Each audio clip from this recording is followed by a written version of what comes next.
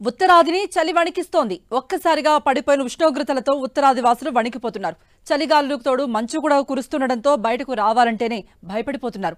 ఇప్పటికే అనేక రాష్ట్రాల్లో 5 డిగ్రీల కన్నా తక్కువ కనిష్ట ఉష్ణోగ్రతలు నమోదవుతున్నాయి. ఢిల్లీలో రికార్డు స్థాయిలో 4.9 డిగ్రీల ఉష్ణోగ్రతలు నమోదయ్యాయి. ఢిల్లీలో లోథీ రోడ్లో 5 డిగ్రీలు, ఐన్ నగర్లో 6 డిగ్రీలు రికార్డయ్యాయి. ఇక హర్యానాలో హిసార్ పట్టణంలో 4.2 డిగ్రీల ఉష్ణోగ్రతలు నమోదయ్యాయి. ఉదయం 9 నుండి 10 గంటల వరకు ఉత్తరాదిని మంచు దుప్పట్లు కప్పేస్తున్నాయి.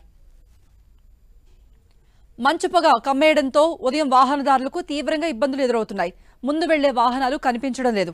రోడ్లపై 200 మీటర్ల లోపు వాహనాలు కూడా కనిపించట్లేదంటే పరిస్థితి ఎలా ఉందో అర్థం చేసుకోవచ్చు. ఇక ఢిల్లీలో వాయు నాణ్యత కూడా పడిపోతోంది.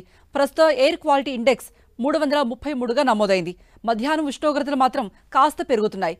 ఇక జమ్మూ కశ్మీర్, లద్దాఖ్లో పశ్చిమ నుంచి వీస్తున్న పవనాలు తీవ్రంగా ప్రభావాన్ని చూపుతున్నాయి. 2 కేంద్రపాలిత ప్రాంతాల్లో తీవ్రంగా మంచు కురుస్తోంది. మరో 2 రోజుల పాటు పశ్చిమ నుంచి వీస్తున్న పవనాలు మరింతగా ప్రభావం చూపుతాయని కేంద్ర వాతావరణ శాఖ చెబుతోంది. ఈ పవనాల వల్ల పర్వత ప్రాంతాల్లోనే కాకుండా మైదాన ప్రాంతాల్లో కూడా మంచు కురిసే అవకాశం ఉందని వివరించింది. పంజాబ్, హర్యానా, ఢిల్లీ, రాజస్థాన్, మధ్యప్రదేశ్, గుజరాత్లో ఈ పవనాల ప్రభావం తీవ్రంగా ఉండే అవకాశం ఉంది.